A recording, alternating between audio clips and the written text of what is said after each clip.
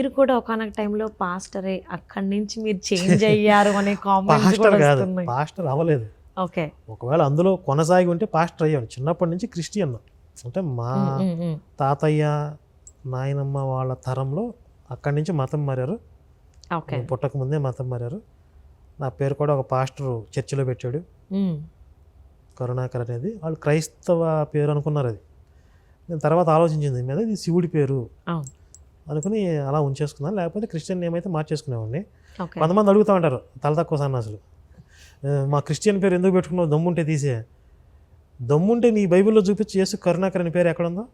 అంటే కరుణామయుడు అని చెప్పాను వాళ్ళు ఎక్కడ ఉంది, బైబిల్ ఎక్కడ ఉంది? వాళ్ళు అంటారు కదా కరుణామయుడు. వాళ్ళు అంటే ఎక్కడ అయిద్దండి? ఇప్పుడు హైజాక్ చేసేసి కరుణామయుడు సినిమాలో ఉన్నంత మాత్రాన యేసు పేరు కరుణామయుడా? బైబిల్లో ఎక్కడైనా కరుణామయుడు కరుణాకర్ అనే పేరు ఉంది? అసలు లేదు. ఇంకా చెప్పాలంటే యేసు చాలా క్రూరుడు, చాలా కోపిష్టి. ఆయన కరుణామయుడు కాదు. సో మీరైతే అందులో ఉంటుంటే పాస్టర్ అయ్యేవాళ్ళు అంతేగా. మరి ఎందుకు అసలు ఏం నచ్చక, అంటే మీ తాతల దగ్గర నుంచి మీరు అదే కమ్యూనిటీలో ఉండి ఏం నచ్చక, ఎక్కడ మీకు ఇబ్బంది కలిగి మీరు అక్కడి నుంచి బయటకు వచ్చారు? ఇబ్బంది లేదు, అది కరెక్ట్ కాదు అనిపించింది. లాజికల్గా లేదు, ఓకే, న్యాయబద్ధంగా లేదు, తర్కబద్ధంగా లేదు.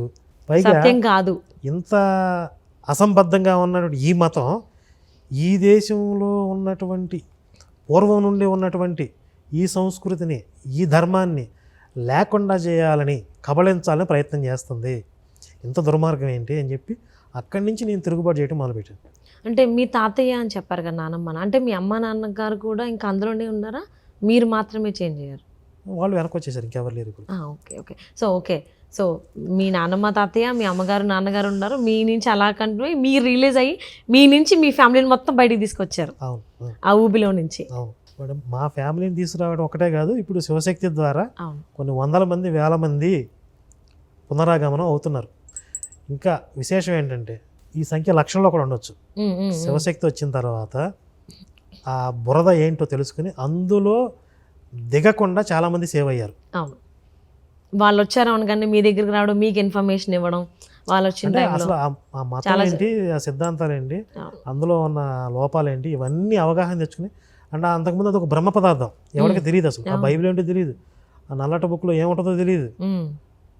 మాది ప్రేమ మతం అంటే ప్రేమ మతం, మా దేవుడు దయామయుడు అంటే దయామయుడు. అంతా ఓపెన్ చేస్తే మేడి పండు చోట పొట్ట లాగా అట్లా ఉంది లోపల. అలా ఓపెన్ చేసిన తర్వాత చాలామంది అవగాహన తెచ్చుకుని ఇప్పుడు అందులో దిగడానికి, అంటే అందులోకి వెళ్ళడానికి నిర్ణయించుకున్న వాళ్ళు కూడా ఆగిపోయారు తర్వాత చాలామంది.